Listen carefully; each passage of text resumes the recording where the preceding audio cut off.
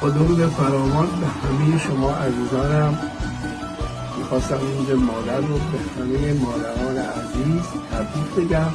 امیدوارم که همیشه شاد باشید و سلامت باشید و همیشه سعید و سر بچه ها باشید.